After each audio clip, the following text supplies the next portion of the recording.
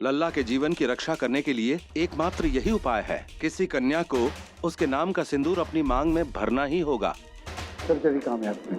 सागर के नाम का सिंदूर हम कभी भी नहीं हटाएंगे। लल्ला भैया की तबीयत जैसे ही संभली, बाबूजी ने उन्हें हॉस्टल भेजने का फैसला कर लिया। सालों से सागर के इंतजार में बैठी गंगा नहीं जानती कि सागर की दोस्ती जानवी से हो चुकी है। पुलकित और सलोनी को मिलाने के लिए गंगा सलोनी के घर पहुंचती है, लेकिन वहां उसकी मेहंदी होते देख हैरान रह जाती है। और तभी सलोनी के पिता MLA श्रीवास्तव के आ जाने से गंगा को वहां से भागना पड़ता है। श्रीवास्तव चतुर्वेदी सदन में आकर सलोनी से दूर रहने की धमकी देते हैं, जिसे निरंजन बाबू से छुपाया जाता है। अब आगे।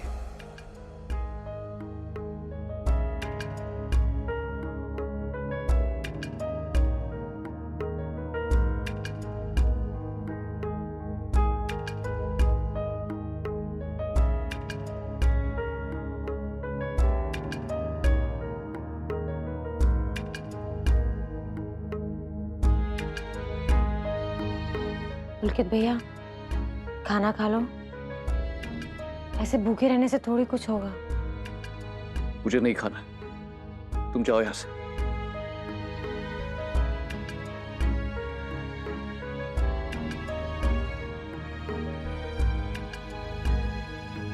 चले जाएंगे हम, लेकिन पहले तुम प्लीज थोड़ा सा खा लो। हमसे नाराज हो ना, क्योंकि हम तुम्हें बिना बताए सलोनी दीदी के पास चले गए। लेकिन हमारा गुस्सा खाने पे मत निकालो। प्लीज थोड़ा सा खा लो पुलकित भैया, नहीं तो हमें बहुत बुरा लगेगा। अगर इतनी फिक्र है मेरी, तो क्या जरूरत थी वो सब कुछ करने की? एटलीस्ट एक बार मुझसे बात तो करनी चाहिए थी। देखा ना तुमने, सलोनी के फादर ने कितनी बातें सुना थी। मम्मी को, दादी को, सबको वैसे ही मुझसे इतनी शिकायतें, और तुम।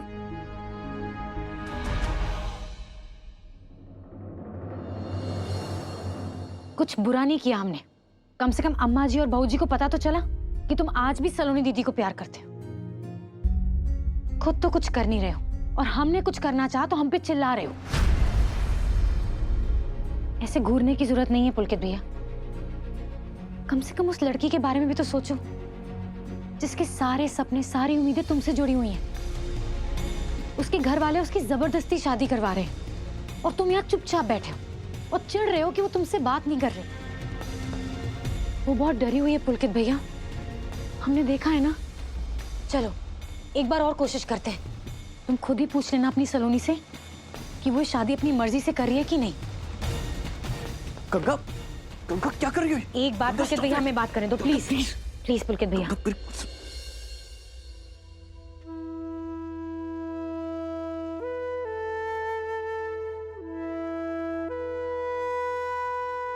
माधवी, कल सुबह जरा जल्दी उठा देना, जल्दी निकलूंगा।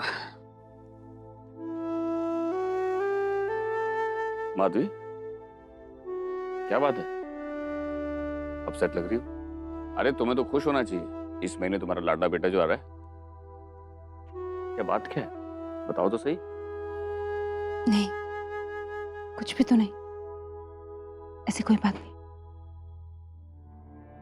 कुछ तो है माधवी, तुम्हारा चेहरा बता रहा है, अपसेट लग रही हो तुम। नहीं, बस नींद नहीं आ रही, और कोई बात नहीं। और नींद क्यों नहीं आ रही है? क्या पता, आप सुझाइए। ठीक है, अगर नींद नहीं आए तो मुझे जगा देना।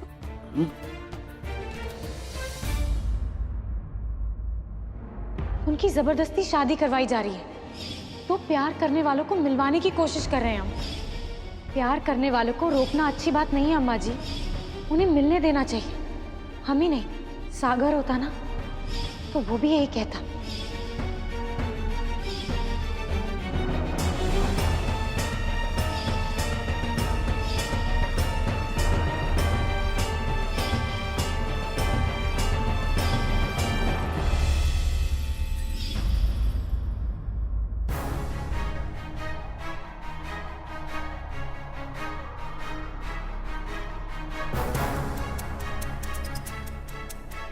दस साल पहले सागर को घर से दूर भेजने का फैसला इसलिए लिया था मैंने, ताकि गंगा और सागर के बीच बढ़ती दोस्ती बड़े होने पर किसी और रंग में न रंग जाए, लेकिन दूर रहकर भी गंगा तो अब भी सागर के ही साथ है।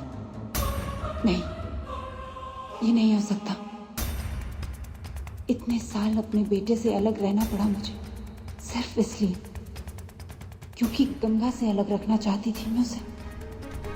कितने अधिकार से सागर का नाम लेती है वो, कितने विश्वास से कहती है कि सागर भी दो प्यार करने वालों का ही साथ देगा। नहीं, इससे पहले कि सागर यहाँ आए, कुछ तो करना ही पड़ेगा।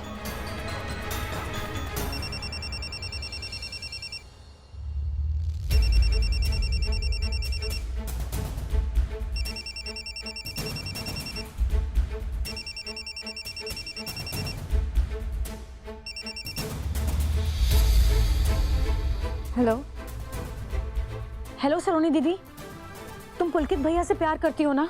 और तुम ये शादी अपने घर वालों के दबाव में आके कर रही हो ना? बोलो, जवाब दो सलोनी दीदी।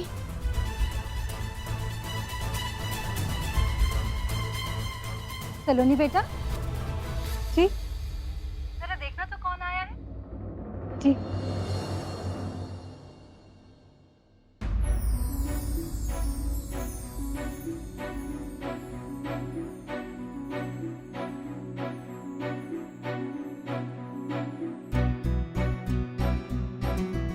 देखा, हमने कहा था ना, सबने डरा धमका के रखा हुआ है उन्हें। सलोनी दीदी के पापा तो हैं ही राक्षस, डांट फटकार के उनकी शादी भी करवा रहे हैं। लेकिन सलोनी दीदी इस रिश्ते से खुश नहीं है पुलकित भैया, क्योंकि वो तुमसे प्यार करती है पुलकित भैया। गंगा, मैं भी सलोनी से बहुत प्यार करता हूँ, लेकिन मैं क्या करूँ? तुमने सुना ना मम्मी ने क्या कहा? पापा इस शादी को कभी नहीं होने देंगे। मुझे कुछ समझ में नहीं आ रहा है गंगा, और आज मेरे चक्कर में तुम्हें भी दादी और मम्मी से इतनी डांट पड़ गई। I am sorry Ganga. कोई बात नहीं पुलकित भैया, सॉरी मत बोलो। तुम्हारे प्यार के लिए तुम कुछ भी कर सकते हैं। अम्मा जी और बहू जी की डांट तो कुछ भी नहीं,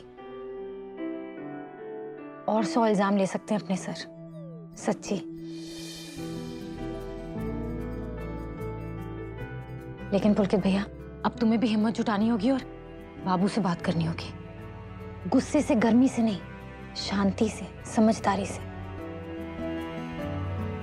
हमारा मन कहता है कि बाबू मान जाएंगे।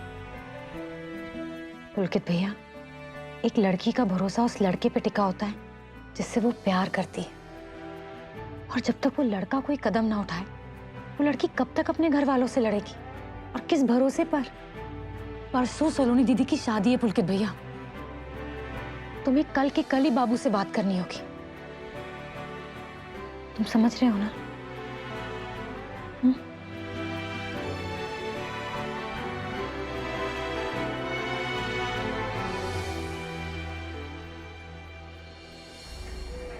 तो प्यार करने वालों को मिलवाने की कोशिश कर रहे हैं हम, तो क्या गलत कर दिया हमने? बताओ। प्यार करने वालों को रोकना अच्छी बात नहीं है अम्मा जी, उन्हें मिलने देना चाहिए। हम ही नहीं, सागर होता ना तो वो भी यही कहता। नहीं, अगर मेरा डर सही निकला तो इस घर का सर्वनाश निश्चित। लेकिन मैं ऐसे होने नहीं दूंगी। जो कुछ हो रहा है बहुत गलत हो रहा है, मुझे कुछ करना है।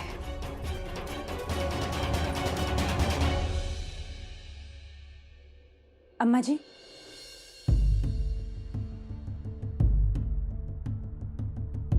सोई नहीं तू बहू?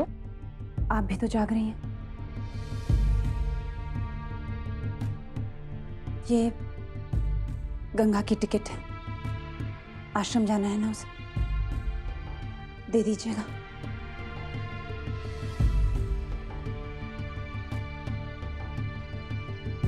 आप ही तो कहती हैं कि उसे धर्म कर्म सीखना चाहिए, इसीलिए भेज रही हूं। लल्लाने वाला है ना?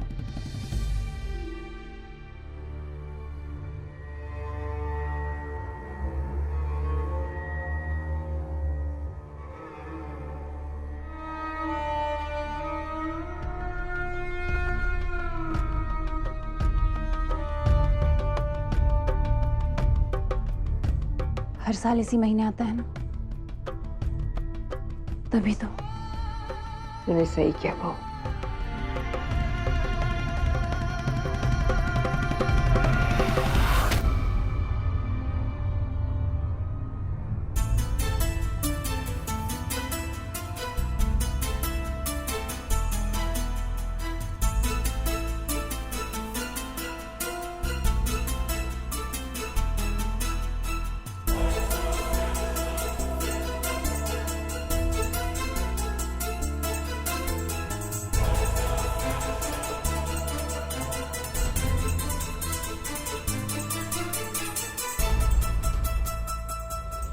क्या हुआ अम्मा जी? बहू जी कुछ कह रही थी तुमसे? हर बात में इतना कौतूहल क्यों रखती है तू? ऐसे ही पूछ रहे हैं हम। तेरी बहू जी तुझे चित्रकूट आश्रम भेजना चाहती है।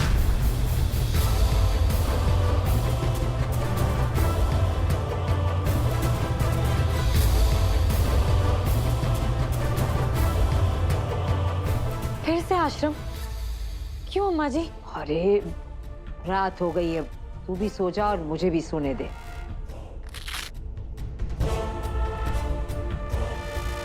आश्रम ही तो भेज रही हूँ, लड़ाई के मैदान में थोड़ी। लेकिन अभी जाना जरूरी है क्या? बाद में चले जाएंगे हम आश्रम। इन्हीं दिनों में तो सागर छुट्टियों में घर आता है और इन्हीं दिनों में हम आश्रम चले जाते हैं। 10 साल हो गए हमें सागर से मिले हुए। अम्मा जी इस बार तो मिलने दो। 10 साल हो गए, लेकिन मैं गंगा से नहीं मिल पाया। मगर इस बार तो मैं मिलकर ही रहूंगा उससे। मैं जस्ट हूँ बनारस में हूँ, किसी आश्रम में नहीं। गंगा का बनारस में होना बहुत इम्पोर्टेंट है। हाय तो उसी के लिए जा रहे हैं ना। फाइनली गंगा में आ रहा हूँ तुझसे मिलने। नहीं, इस बार तो हम सागर से मिलकर ही रहेंगे, कहीं नहीं जाएंगे। तुम ऐसा क्यों करती हो अम्मा जी? जब भी सागर छुट्टियों में घर आने वाला होता है तुम हमें आश्रम भेज देती हो। अरे लड़की, मैं तो तेरी भलाई के लिए कर रही हूँ, दुश्मन थोड़ी हूँ मैं तेरी। अच्छा एक बात बता, क्या जरूरी है? गुरुजी की सेवा करना या फिर लल्ला से मिलना? सागर से मिलना।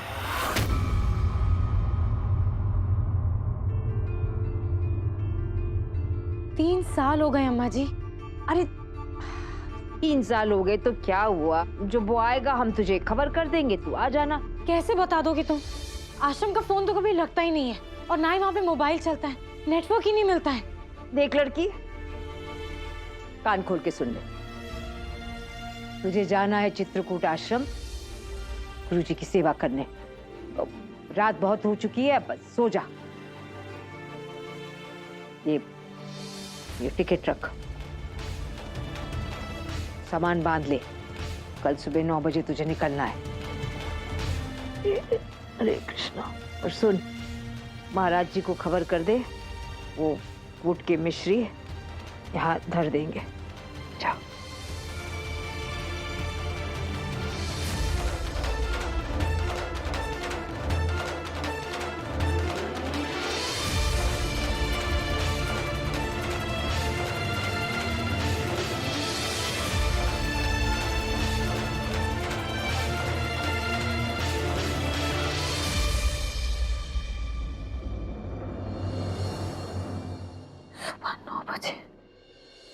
यस, कल सुबह 9 बजे हम घर पहुंच जाएंगे।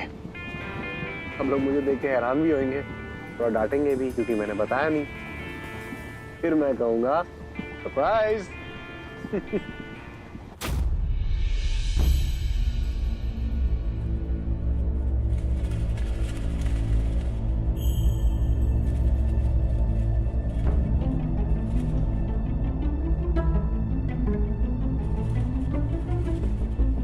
सागर आता है हम होते ही नहीं है यहाँ। जी ठीक उसी समय हमें गुरुजी के आश्रम भेज देती है। लेकिन बस बहुत हो गया, इस बार तो हम सागर से मिलकर ही रहेंगे।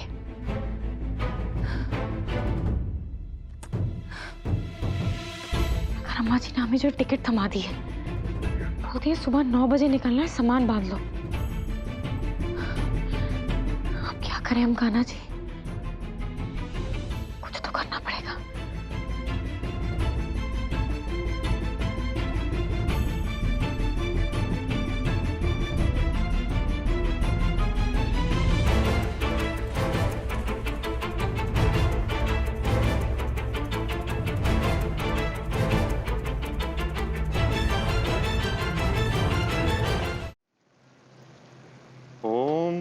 अरे कहाँ जान है बिटिया?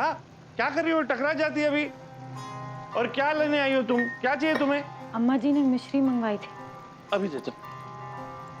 मिश्री? हाँ, मिश्री मैं देख रहा था। और ध्यान देना, पानी उबल रहा है। अभी आया मैं।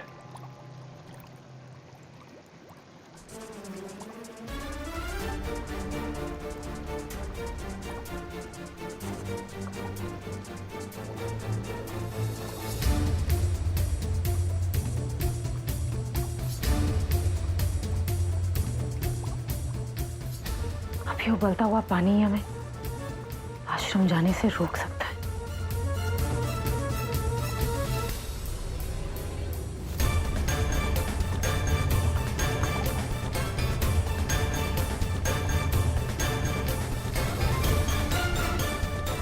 कौन से पैर में डालें?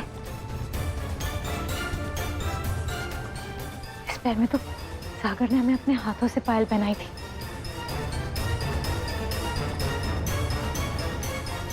कान्हा जी, हमारी रक्षा करना। अब हमारा पाँव जले तो जले, यही एक रास्ता है हमारे पास इस घर में रुकने का। सागर, तुमसे मिलने के लिए हम कुछ भी कर सकते हैं।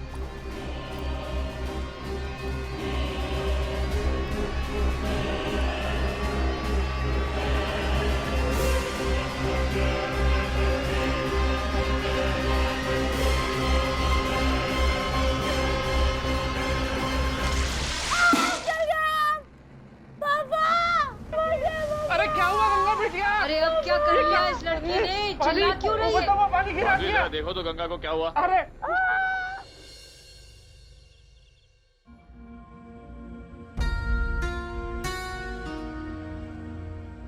थोड़ा ख्याल रखना चाहिए था ना गंगा। दिन भर उड़ती रहती है, ध्यान कहाँ रखती है ये लड़की। 2 मिनट पहले बोलकर गया था, गर्म पानी रखा है, ध्यान रखना। फिर कैसे जल गई तू? जब महाराज जी ने तुम्हें बताया था कि पानी गर्म है, तो फिर कैसे हो गया?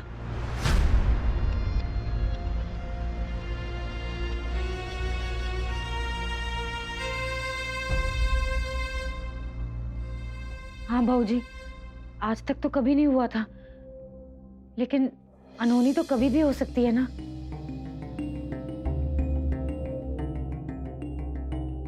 गलती हमारी थी, गलती से पतीला गिर गया।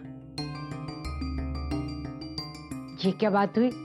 कोई जानबूझ के करता है? गलती से तो होता है ये सब। जरूर किसी उधेड़-बुन में होगी।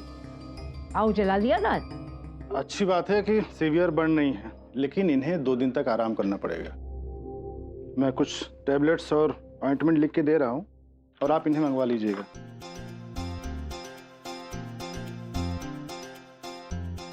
और तुम 2 दिन तक पूरा आराम करोगी, घर से कहीं भी बाहर नहीं जाओगी और नहीं कुछ काम करोगी। ओके?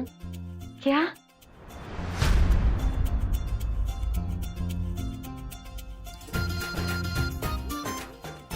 हाँ, क्या 2 दिन? यस।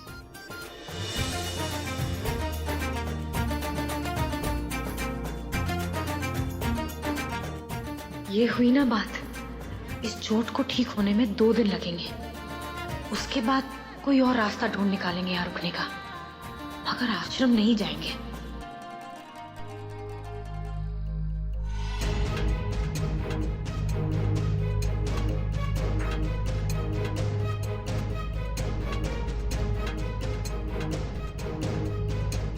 महाराज जी, ये दवाइयां ले आइए। जितना ध्यान रखोगी उतना अच्छा रहेगा तुम्हारे लिए। मैं चलता हूँ। आइए, मैं आपको बाहर तक छोड़। ध्यान रखिएगा। हाँ?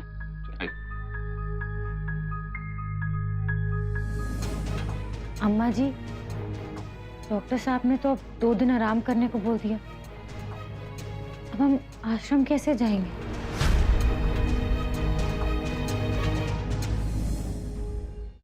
गुरुजी के आश्रम भेज रही थी उनकी सेवा करने के लिए। अब ऐसे हालात में हमसे सेवा करवाएगी तू? चल।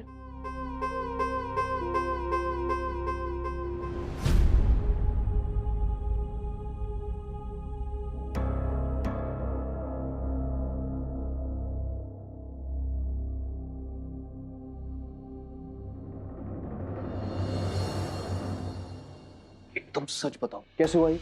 गर्म पानी का पतीला उठा रहे थे और गलती से हमारे हाथ से।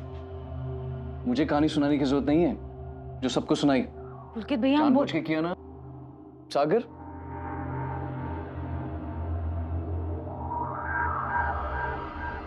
ताकि आश्रम जाना कैंसिल हो जाए। सागर के लिए अपना पांव जला दिया, उस दिन अपना हाथ जला दिया था। गंगा, ये क्या कर रही हो तुम? क्या करते हो तुम ही बताओ। 10 साल से यही हो रहा है। जब भी सागर आने वाला होता है ना, अम्मा जी और बहू जी हमें जबरदस्ती गुरुजी के आश्रम भेज देती। पर इस बार हमने सोच लिया था, चाहे कुछ भी हो जाए, हम सागर से तो मिलकर ही रहेंगे। दोस्ती के लिए इतना सब कुछ? दोस्ती नहीं, ये प्यार है पुलकित भैया। और सागर से मिलने का पूरा अधिकार है हमें, जिसे हमसे कोई नहीं छीन सकता। लेकिन तुम नहीं समझोगे, कोई नहीं समझ सकता।